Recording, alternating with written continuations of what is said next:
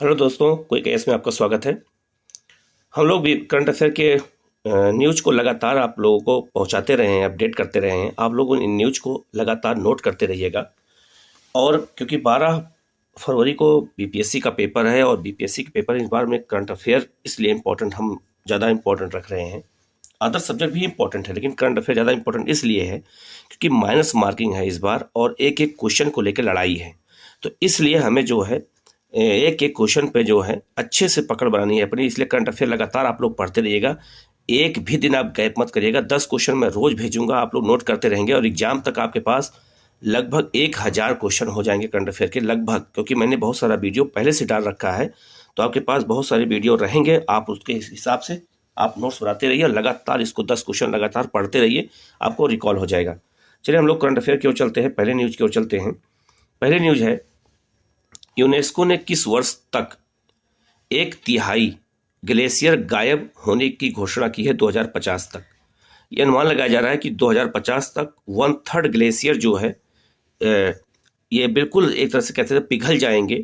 और ये 2050 तक, किसने कहा है? यूनेस्को ने कहा है। ऐसा क्यों? क्योंकि लगातार जलवायु परिवर्तन के कारण और पृथ्वी का जो तापमान लगातार बढ़ रहा है, इस कारण से अनुमान लगाया जा रहा है कि आने वाले समय में खासकर 2050 तक ग्लेशियर की 1/3 गलने का अनुमान लगाया गया है। तो आपसे पूछा जा सकता है एग्जाम में कि ये अनुमान किसने लगाया है। तो आप देख सकते हैं यहाँ पर एक पिक भी दिखाई गई है आपको, और उस पिक में बताया गया है कि देखो ये जो ग्लेशियर पिघलते हुए दिखाए गए हैं ये सागर में, तो जाहिर सी बात है तापमान अधिक होगा तो ग्लेशियर पिघलने का पूरा पूरा चांस रहेगा। तो ये यूनेस्को ने कहा है, आपको ये याद रखना पड़ेगा कि यह रिपोर्ट किसने जारी किया है। तो यूनेस्को ने इसको जारी किया है।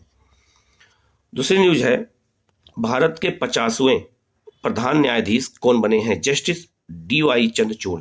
ये 50 नंबर के बने हैं। एग्जाम में यही पूछ लेगा। पता लगा कि आप लोग इसको रट के बैठ गए हैं कि कौन बनाए गए, पूछ कभी कभी ये भी पूछ देता किस नंबर के बने हैं, तो 50 नंबर के बने हैं, ये भी याद रखिएगा आप लोग, ठीक है। नेक्स्ट क्वेश्चन है, किसे विधि आयोग के अध्यक्ष के रूप में नियुक्त किया गया है? ऋतुराज अवस्थी को। ऋतुराज अवस्थी को जो है ये विधि आयोग का अध्यक्ष बनाया गया। और विधि आयोग तभी बनाया जाता है जब किसी कानून की प्रति समीक्षा करनी होती है, तब सरकार द्वारा विधि आयोग का गठन किया जाता है। नेक्स्ट क्वेश्चन है, मथुरा वृंदावन किस वर्ष तक कार्बन न्यूट्रल टूरिज्म डेस्टिनेशन बनेगा? 2041 तक। अनुमान ये लगाया गया, सरकार का निर्णय ये है कि मथुरा और वृंदावन के क्षेत्र में कार्बन को बिल्कुल जीरो लाना है, क्योंकि ये पर्यटन स्थल है और यहाँ लोग विदेशों से घूमने आते हैं। इसलिए यहाँ पर जो है टूरिज्म को अच्छा बनाने के लिए जो यहाँ पर क्या किया जाएगा, तो कार्बन न्यूट्रल मतलब कार्बन को बिल्कुल जीरो पे लाया जाएगा कि इस क्षेत्र में कार्बन जीरो पे रहे, जिससे यहाँ पर्यटन को बढ़ावा दिया जा सके। तो पूछा जाएगा एग्जाम में कब तक रखा गया है, तो 2041 तक। नेक्स्ट क्वेश्चन है, इसरो ने किस देश के साथ मिलकर चांद के अंधेरे वाले हिस्से का राज खोलने के लिए समझौता किया है? तो जापान के साथ किया है। किसने? इसरो ने किया। और इसरो का मुख्यालय कहाँ है? बंगलोर में है, आपको पता होगा। और ये अनुमान ये लगाया जा रहा है कि जो चंद्रमा का है, ये इमेज आप देखिएगा, जो चंद्रमा का पीछे वाला भाग है यह कभी दिखाई नहीं देता है, अंधेरे में रहता है। तो क्यों ऐसा? क्योंकि पृथ्वी का जब चक्कर चंद्रमा लगाता है, तो पृथ्वी के साथ जब चंद्रमा चक्कर लगाता है, मान लीजिए अर्थ है ये, और चंद्रमा जब चक्कर लगाता है पृथ्वी का, तो पृथ्वी पे चंद्रमा का घूर्णन और परिक्रमण दोनों एक समान है, 27 दिन 7 घंटा और 43 मिनट। तो इतने दिन में चंद्रमा जो है घूर्णन भी करता है, परिक्रमण करता है। इसलिए चंद्रमा का हमें से केवल एक ही भाग दिखाई देता है।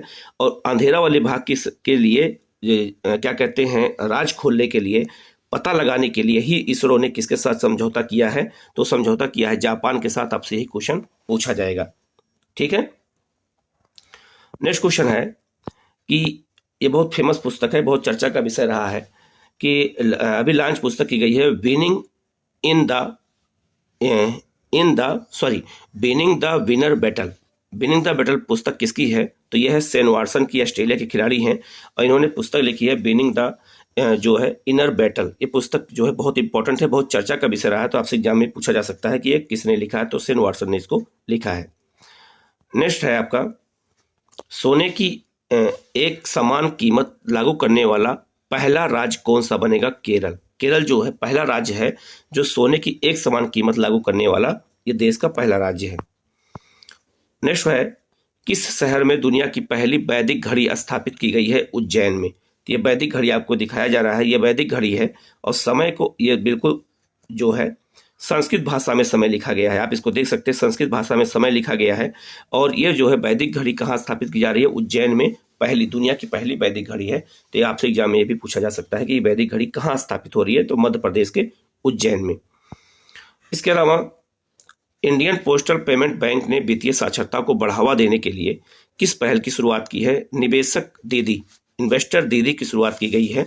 किसके द्वारा? इंडियन पोस्टल पेमेंट बैंक ने वित्तीय साक्षरता को बढ़ावा देने के लिए ये शुरू किया है, निवेशक दीदी। इसके द्वारा लोगों को जागरूक किया जाएगा कि जो है वित्तीय साक्षरता से जुड़े और उनके साथ कोई फ्रॉड या साइबर क्राइम ना हो सके।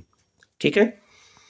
इसके बाद है, नेक्स्ट क्वेश्चन है, किस देश ने बियोडुक उपग्रह नेविगेशन प्रणाली लॉन्च किया है? तो चीन ने किया है। ये एक नेविगेशन प्रणाली है, उपग्रह सैटेलाइट का है। तो ये किसने किया है? चीन ने किया है। ये भी बहुत चर्चा का विषय रहा है, तो आपसे एग्जाम में पूछा जा सकता है। तो 10 क्वेश्चन हमारे चैनल द्वारा लगातार आपके पास प्रोवाइड होता रहेगा।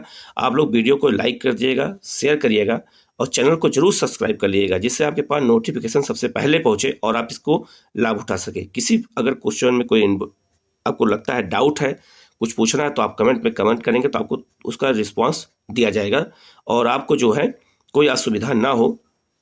और आप लोग जो भी प्रॉब्लम हो तो आप लोग इस कमेंट जरूर करिएगा, उसको आपको सोल्यूशन जरूर बताया जाएगा। Okay, thank you.